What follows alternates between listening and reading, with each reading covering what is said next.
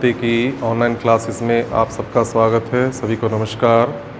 मैं आचार्य कृष्ण गोपाल, सरस्वती शिशु मंदिर inter college Keshav Puri Muzaffarnagar से आज हम कक्षा 6 में गणित विषय के अंतर्गत उप विषय बीजगणित में समीकरण एक चर में हम तथ्य को पढ़ेंगे। समीकरण होता क्या है, इससे पहले हम बात करते हैं गणितीय कथन का अर्थ। गणितीय कथन होता क्या है, इससे पहले हम कुछ कथन लेते हैं। जैसे हम कह देते हैं कि आज रात वर्षा होगी, या दिल्ली भारत की राजधानी है, या कह देते हैं कि संख्या 10 जो है वो संख्या 6 से बड़ी है। तो इस कथन की सत्यता जो है इस कथन की बात पर निर्भर करती है। जैसे हमने कहा कि संख्या 10 6 से बड़ी है, आप जानते हैं 10 संख्या जो है 6 से बड़ी होती है, तो यह कथन हमारा क्या हुआ, सत्य हुआ। दिल्ली भारत की राजधानी है, यह कथन भी हमारा सत्य है। लेकिन आज रात में वर्षा होगी, इसकी संभावना है, हो भी सकती है, नहीं भी हो सकती। या कुछ गणित में अगर हम बात करें, जैसे हम लिखे 6 + 5 = 11, या हमने लिखा 6 छोटा है 4 से, या लिखा हमने 3 बड़ा है 2 से। तो आप देखते हैं कि ये कथन क्या है, 6 + 5 आप करते हैं 11 ही आता है, एक सत्य कथन है। आप यहां देखते हैं 6 छोटा है 4 से, आपने लिखा है 6 संख्या कभी भी 4 से छोटी नहीं हो सकती, तो ये कैसा कथन है, असत्य। आगे देखिए, आगे लिखा आपने 3 बड़ा है 2 से।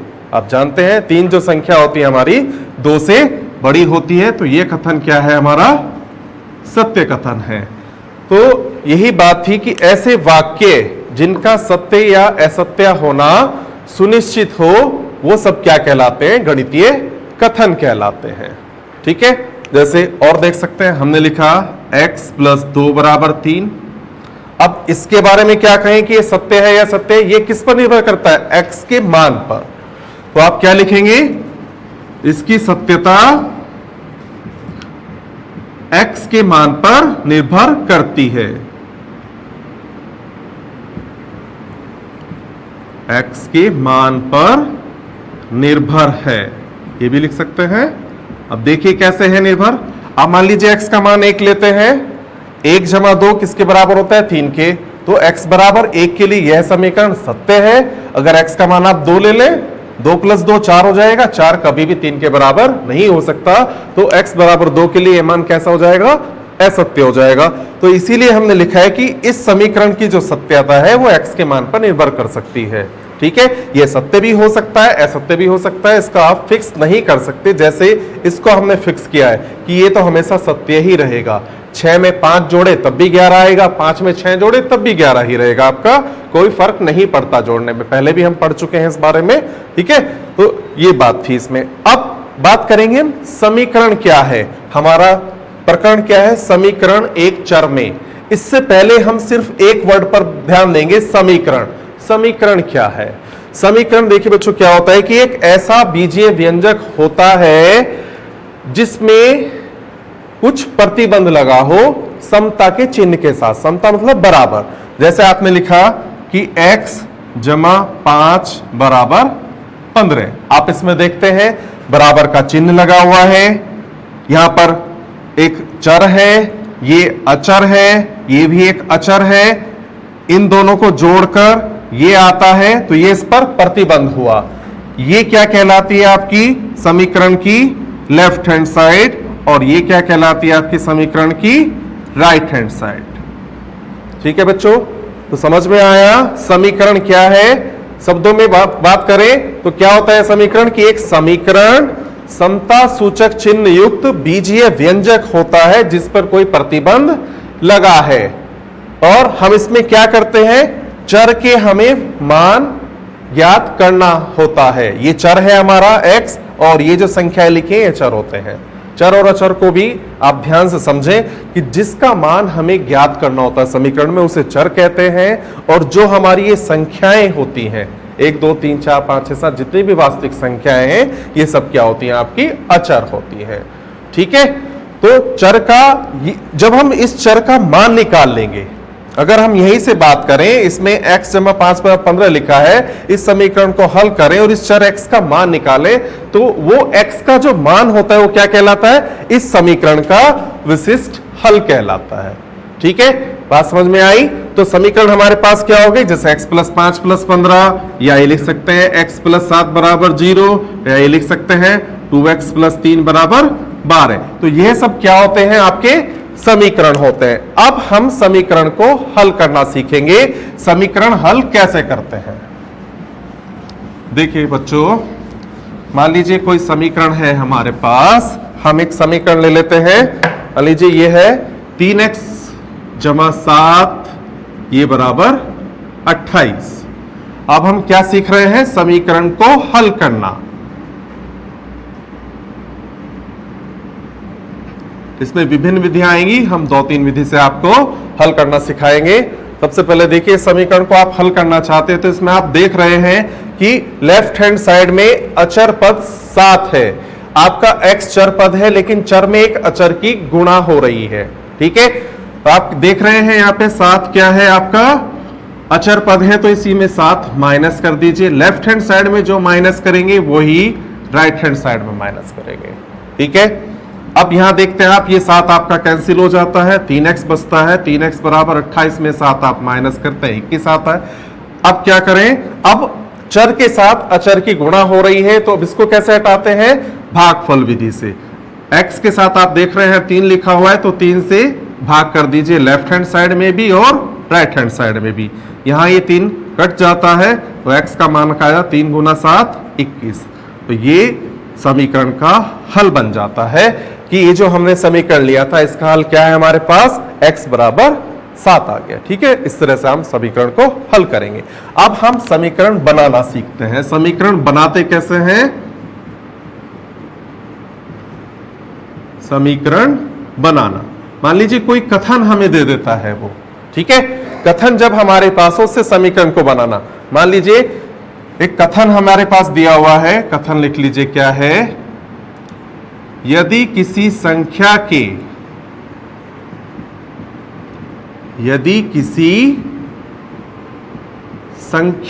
के 6 गुने में से, क्या लिखा है? 6 गुने से आप 8 घटाएं तब 10 प्राप्त होता है।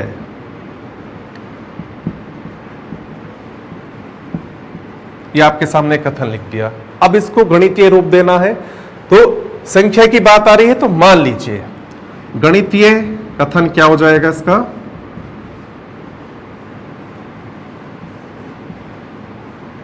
माना संख्या बराबर x। आपने संख्या मान लिया, आपको तो पता नहीं है संख्या क्या होगी। ठीक है, यदि कि संख्या के 6 गुने से, प्रश्नानुसार क्या लिखेंगे आप? प्रश्नानुसार संख्या का 6 गुना, संख्या आपने x मानी, इसका 6 गुना कर दीजिए, 6 गुना x।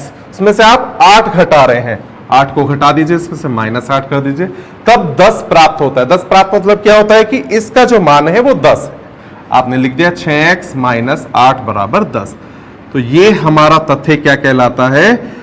जो भी हमारा कथन दिया हुआ हो शब्दों में, उसको गणितीय रूप देना, या दूसरे शब्दों में गणितीय समीकरण बनाना। ठीक है, ये बात समझ में आई सबको? इसमें भी वही बात है कि कोई भी गणितीय समीकरण हो, उसमें 2 ही चीजें होती हैं, लेफ्ट हैंड साइड और राइट हैंड साइड। किसके साथ? समता के चिन्ह के साथ। समता को क्या कहते हैं? बराबर कहते हैं। समता शुभ बुद्धि का शब्द है।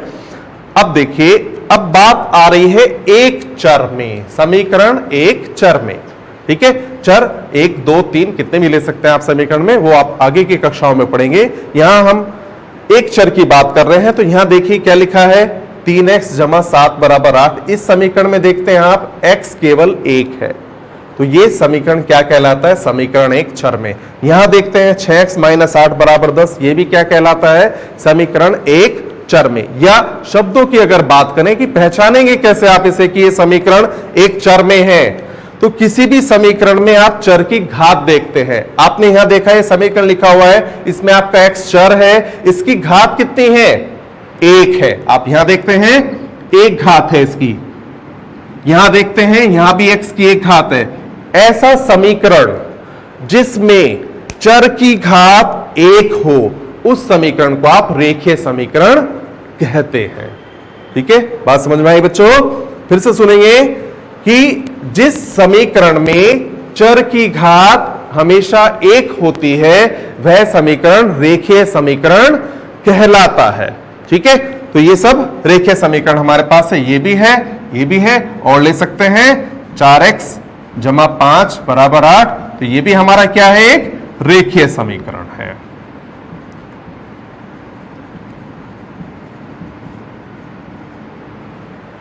ये कंसेप्ट भी आपको क्लियर हुआ।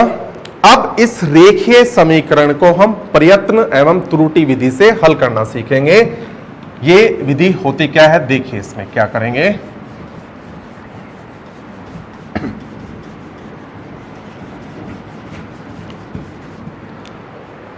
रेखीय समीकरण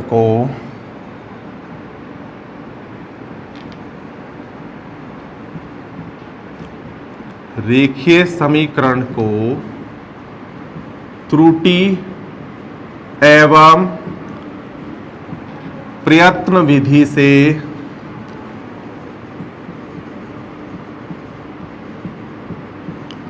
हल करना।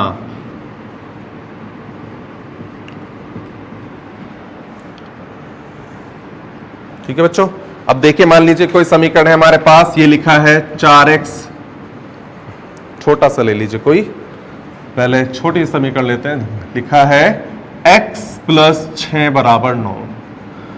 x + 6 = 9 को आप हल करना चाहते हैं त्रुटि एवं प्रयत्न विधि से, तो इसके लिए क्या करेंगे, एक टेबल बनाएंगे हम। किस तरह से, देखिए यहां हम लेंगे x का मान, दूसरा कॉलम बनाएंगे, यहां हम लेंगे बाएं पक्ष का मान, बायां पक्ष आपका क्या है, x + 6 का मान। तीसरा कॉलम लेंगे दायां पक्ष का दिया हुआ मान,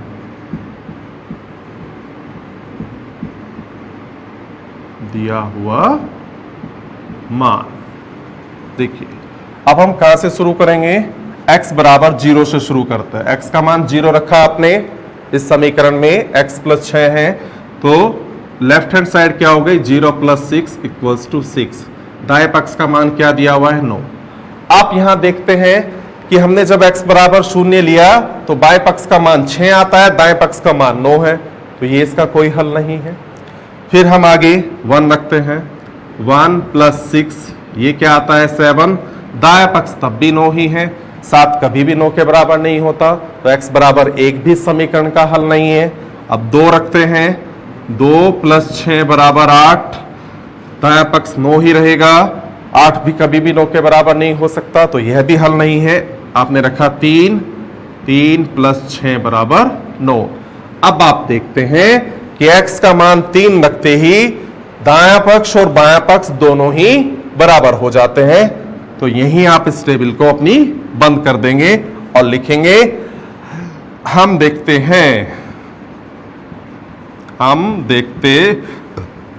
हैं कि x का ऐसा मान केवल 3 है जो समीकरण को संतुष्ट करता है,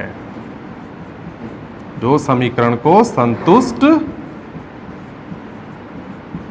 करता है। 0 नहीं संतुष्ट कर रहा था, 1 नहीं कर रहा था, 2 नहीं कर रहा था, आपने यहां से देखा 3 इस समीकरण को संतुष्ट करता है, तो इसलिए x = 3 समीकरण x प्लस 6 बराबर 9 का हल है। तो ये जो हमारा समीकरण था x प्लस 6 बराबर 9, इसका हल हमारे पास क्या आ गया, x बराबर 3। ठीक है, ये बात भी समझ में आ गई। त्रुटि एवं प्रयत्न विधि से प्रश्नों को हम कैसे हल करते हैं।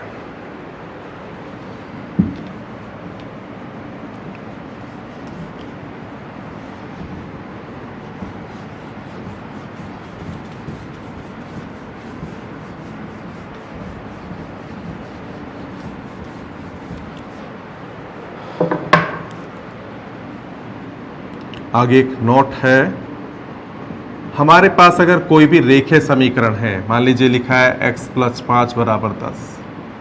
इस पर ध्यान देना बच्चों, बहुत ही इंपॉर्टेंट नोट है ये। किसी भी समीकरण में दो पक्ष होते हैं, लेफ्ट हैंड साइड और राइट हैंड साइड। आप इसके लेफ्ट और राइट हैंड साइड में कोई भी संख्या जोड़ दें या घटा दें या उस संख्या से गुणा कर दें या किसी शून्येतर संख्या से भाग कर दें, तब इस समीकरण से जो x का मान आएगा और उन परिवर्तित समीकरणों से जो x के मान आएंगे सब हमेशा समान होंगे। या फिर दूसरे शब्दों में हम कहें कि अगर किसी समीकरण में हम कोई पद जोड़ देते हैं दोनों पक्षों में, या दोनों पक्षों में से घटा देते हैं, या दोनों पक्षों में गुणा कर देते हैं, या दोनों पक्षों में भाग कर देते हैं, तब समीकरण अपरिवर्तित रहता है। फॉर एग्जाम्पल देखिए, इसमें अगर मैं 5 जोड़ देता हूं, x प्लस 5, 5 इधर जोड़ दिया मैंने, 5 इधर जोड़ दिया। अगर हम इसको हल करते हैं तो यहां से हमें क्या मिलेगा, x बराबर 5 मिलता है। 10 में से आप 5 घटा देंगे। यहां देखिए ये सभी का बनता है x प्लस 10 बराबर 15, तो यहां से हल करेंगे तब भी आपको x का मान 5 ही मिलता है। ठीक है, कुछ घटा देंगे, एक बात तो ये हुई। दूसरी बात ले लेते हैं, अगर कुछ घटाना चाहते हैं, x प्लस 5 है, 5 घटाना चाहते हैं तो इधर भी घटा दीजिए, तो इधर क्या मिल जाएगा आपको, x बराबर 10 माइनस 5, 5, तब भी आपको x बराबर 5 ही मिल रहा है। भाग करना चाहते हैं तब भी आपको यही मिलेगा। भाग करना चाहते हैं, मान लीजिए लिखा है x प्लस 5, आप 5 से भाग कर रहे हैं तो इधर भी भाग कर दीजिए। ठीक है, ये क्या मिलेगा आपको, x प्लस 5 बटे 5, ये बराबर 5 से 10 को भाग कर रहे हैं, 2 आ जाता है। आपने पिछली कक्षा में पढ़ा है वज्र गुणन, इस वज्र गुणन करते थे, x प्लस 5 बराबर क्या आता है, 5 गुना 2, ये 10 हो जाता है। फिर यहां से भी आपको x बराबर 5 मिलता है। तो इस प्रकार आपने देखा कि समीकरण में जो हमारे बेसिक ऑपरेशन होते हैं, जोड़ना, घटाना, गुणा करना, भाग करना, इनका समीकरण पर कोई असर नहीं होता है। अगर किसी संख्या के साथ आप ऑपरेट कर रहे हैं किसी रेखीय समीकरण पर, तो उससे जो प्राप्त चर का मान होता है उस पर कोई अंतर नहीं आता है। ठीक है, तो ये बातें थी। अब इस पर हम कुछ प्रश्न देखेंगे, समीकरण एक चर में हल कैसे कैसे करते हैं। एक चीज और है, एक विधि और देख लीजिए, पक्षांतर विधि। पक्षांतर विधि से हम समीकरण कैसे हल करते हैं। मान लीजिए आपके पास ये था अभी m-6 = 12। अभी हमने इसका सॉल्यूशन किया था इस प्रकार के समीकरण का। क्या किया था, इसमें m-6 है तो दोनों तरफ हमने 6 जोड़ दिया था, 12 जमा 6। इस 6 से 6 कट जाता है, दोनों के साइन विपरीत है, तो m बराबर क्या आ जाता है, 18। ये मान आया था। अब हम इसको दूसरे तरीके से भी हल कर सकते हैं। ये लिखा हुआ है m-6 = 12, तो आप क्या करें, इस -6 को दूसरी तरफ ले जाएं। जब हम बराबर के राइट हैंड साइड में ले जा रहे हैं तो जो भी अचर संख्या ले जाते हैं उसका चिन्ह परिवर्तित हो जाता है। इधर ये माइनस का है तो इधर प्लस का हो जाएगा, 12 + 6, तो m का मान क्या आ जाता है, 18। आपने दोनों कंडीशन में देखा, दोनों कंडीशन में m का मान 18 ही है। इस तरह से हल किया, इस तरह से हल किया, तो ये जो विधि कहलाती है आपकी, इसको कहते हैं पक्षांतर विधि। ठीक है, क्लियर हुई बात बच्चों, कि अगर यहां प्लस का होता तो ये राइट हैंड साइड में जाता, माइनस का हो जाता। अब इस पर कुछ प्रश्न देखेंगे हम। देखिए, समीकरण एक चर में हमने अभी डिस्कस किया, इस पर कुछ प्रश्न करते हैं। जैसे प्रश्न 1 है, इसमें लिखा है x + 2 = 3 है, इसको हल करें। 15 बराबर a प्लस 12 है, इसको हल करें। दो समीकरण है ये, x प्लस 2 बराबर 3 और ये एक समीकरण ये है आपके पास, ठीक है। या दो प्रश्न बना दीजिए, प्रश्न एक ये है, प्रश्न 2 ये है, ये बना दीजिए, ये ज्यादा सही रहेगा आपके लिए, ठीक है। प्रश्न बना देते हैं, समीकरण नहीं बनाते। एक प्रश्न और लिख लेते हैं, प्रश्न 3 है, ये मान लीजिए लिखा है 5g बराबर 10, ठीक है। एक भाग वाला भी ले लेते हैं, प्रश्न 4 ले लेते हैं, x बटे 3 बराबर 2। अब इसको हम हल करना चाहते हैं, इस प्रश्न का हल क्या होगा? देखिए, x प्लस 2 बराबर 3 है, तो आपके पास विधि है, पक्षांतर से कर सकते हैं, वो सबसे छोटी विधि है पक्षांतर से। देखिए क्या करेंगे, इस 2 को इधर ले जाइए, तो x बराबर क्या हो गया? 3 माइनस 2, क्योंकि ये इधर धनात्मक है तो राइट हैंड साइड में जाएगा, ऋणात्मक हो जाएगा, तो यहां से आपको x का मान क्या मिल जाता है? 1। पक्षांतर विधि सबसे छोटी होती है, ठीक है। तो आप इसी को प्रयोग करें। यहां देखें, प्रश्न 2 लिखा है, इसमें क्या लिखा है? 15 बराबर a प्लस 12, इसमें राइट हैंड साइड में है अचर पद हमारा, तो कोई बात नहीं, हम राइट हैंड साइड से इसको इधर ले आइए, तब माइनस का हो जाएगा। 15 बराबर a प्लस 12 लिखा है, तो क्या कर सकते हैं, इस 12 को इधर ले आइए, 15 ये माइनस का हो जाएगा, 15 माइनस 12 बराबर a, या क्या आ जाता है? 3 बराबर a, या आप इसे क्या लिख सकते हैं? a बराबर 3। ये दूसरे का हल हो जाता है। अब अगर हम तीसरे की बात करें, इसके हल की बात करते हैं, तो इसका हल क्या होगा? यहां लिखा है 5g बराबर 10। अभी हमने देखा था, एक प्रश्न किया था, उसमें भाग आया था, तो यहां अचर 2 है, एक चर है। 5 और 10 अचर संख्याएं हैं, g चर है, तो g की गुणा में अचर आ रहा है, तो आप इसको कैसे हल करेंगे? जिस पद से भी गुणा हो रही है उसी से भाग कर दीजिए दोनों तरफ, दाएं पक्ष में भी और बाएं पक्ष में भी। ये क्या हो जाता है? 10 बटे 5, 5 से 5 कैंसिल हो जाता है, तो g का मान क्या आ जाता है? 2, ठीक है। इसमें g का मान 2 आ जाएगा। अगर हम प्रश्न 4 के हल की बात करें, इसका हल क्या होगा? ये लिखा है x बटे 3 बराबर 2, इसमें भाग हो रही है, तो हम क्या करेंगे? 3 से गुणा कर देंगे। x बटे 3 गुणा 3, इधर गुणा कर रहे हैं तो इधर भी गुणा करेंगे, तो यहां 3 से 3 कट जाता है, x बराबर क्या आ जाता है आपका? 6। एक तो ये तरीका हुआ, और हम इसको कैसे हल कर सकते थे? ये आपका अंश और हर में है, ये हर है, हर की गुणा इधर कर दीजिए, तो x बराबर क्या हो जाएगा? 2 गुना 3। तो यहां से आप क्या कह सकते हैं? x का मान 6।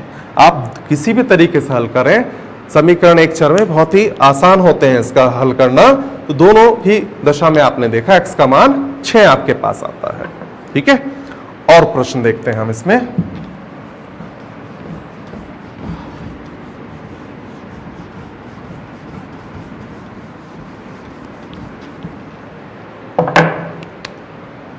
देखिए, ये प्रश्न है हमारे पास, चित्र से संबंधित है, ध्यान देंगे इस पर। मान लीजिए एक रेखा है, इसकी पूरे की लंबाई 30 सेंटीमीटर दी हुई है।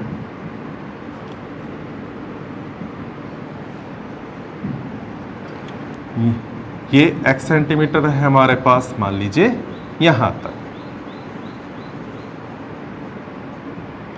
और यहां हमारी है ये 17 सेंटीमीटर,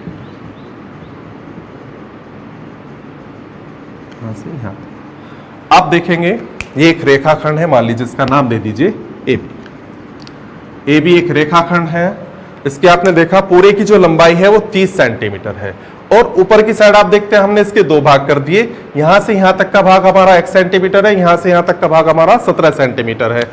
तो आप ये देखेंगे जब रेखाखंड एक ही है, तो इन दोनों को अगर हम जोड़ देते हैं, इनका योगफल इसके बराबर ही होगा, तो आप क्या लिख देंगे? x प्लस 17 बराबर 30।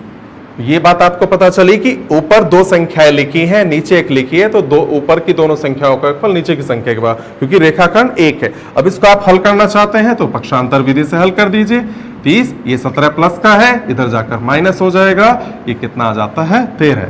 तो x का मान क्या आ जाता है? 13 सेंटीमीटर। ठीक है बच्चों, ये चित्र से आप ऐसे कोई भी चित्र आपके सामने होगा, आप उसे हल कर सकते हैं। अब संख्या वाले प्रश्न देखते हैं जो अभी भाषा वाले थे, जिसमें भाषा या कथन आपको दिया जाता है, दोनों ही बात कह सकता है वो, दोनों बात आपको पता होनी चाहिए। ये भी कह देता है कि ये भाषा संबंधी प्रश्न है, या ये कह सकता है कि ये कथन दिया हुआ है। तो प्रश्न है, किसी संख्या में 5 जोड़ने पर 15 प्राप्त होता है, तो संख्या बताइए। किसी संख्या में 5 जोड़ने पर 15 प्राप्त होता है,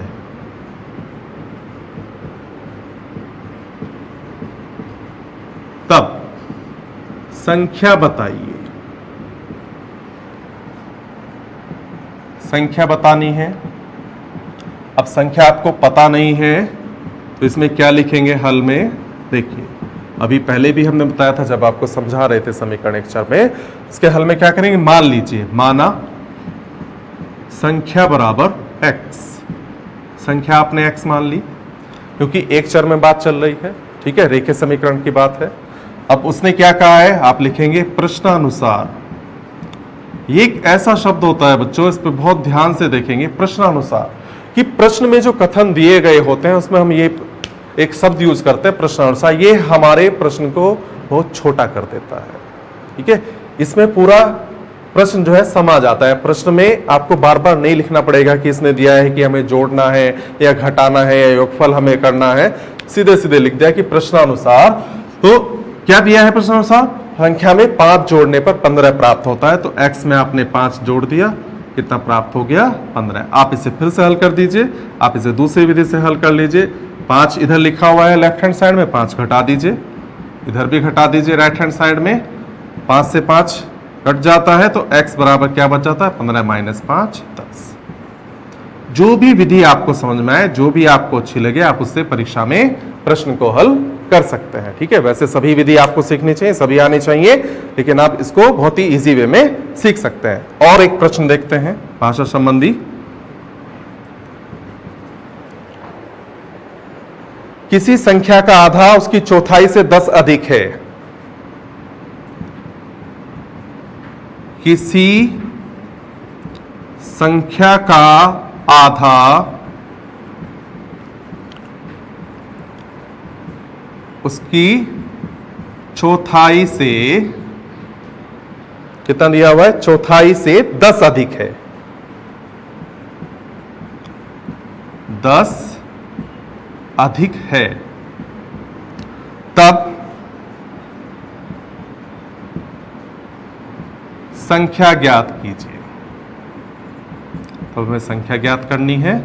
संख्या क्या होगी? इसका हल फिर से वही बात करते हैं। सबसे पहले तो जब भी भाषा संबंधी प्रश्न आए, आप ध्यान देंगे हमेशा संख्या को x मान लीजिए, x मान लीजिए, y मान लीजिए, z मान लीजिए, t मान लीजिए, कुछ भी जो भी आपको अच्छा लगे। माना, चलिए हम इसमें मान लेते हैं, माना संख्या बराबर y। थोड़ा सा अलग कर लेते हैं, x से बोर हो गए होंगे, है ना। y मान लेते हैं, माना संख्या y। अब उसने क्या कहा है, तो यहां पे लिखेंगे प्रश्नानुसार संख्या का आधा। संख्या का आधा मतलब 2 से भाग कर दीजिए, y बटे 2, उसकी चौथाई से 10 अधिक है। संख्या का चौथाई क्या होगा? y बटे 4, इससे 10 अधिक है मतलब इसमें 10 जोड़ दीजिए, ठीक है। ये हमारा समीकरण बन जाता है। अब हम संख्या को कैसे ज्ञात करें? इसमें क्या लिखा है? y बटे 2 बराबर y बटे 4 जमा 10। आप इसे क्या लिख सकते हैं? y बटे 2 बराबर y बटे 4 जमा 10 बटा 1। आप इधर देखते हैं, इधर हमारे पास y बटे 2 है, इधर आपका एलसीएम क्या आता है? 4 आता है। ये यहां पर क्या बन जाता है? y, और 1 से आप 4 को काटते तो 4 बार कटता है, 4 की गुणा 10 में करते हैं, कितना हो जाता है? 40 हो जाता है। अब आप क्रॉस मल्टीप्लाई कर लेते हैं, 4 की गुणा यहां हो जाती है 4y, इसकी गुणा यहां हो जाती है 2y प्लस 40 गुणा 2 80।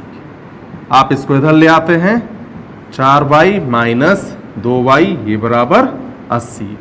4y में से 2y घटाएंगे, 2y बच जाएगा, 2y बराबर 80। अब यहां पर 2y है, 2 से भाग कर दीजिए तो तो y का मान कितना आ जाता है 40। अब आप देखिए y का मान 40 आ गया। अब हमें इसको चेक भी करना है कि ये ठीक है या नहीं। तो यहां देखिए उसने क्या कहा था, संख्या का आधा। संख्या क्या है हमारी 40, संख्या का आधा आपने किया 40/2, कितना आया 20 आ गया। फिर उसने क्या कहा, उसकी चौथाई से 10 अधिक है। संख्या का चौथाई करिए, संख्या का चौथाई,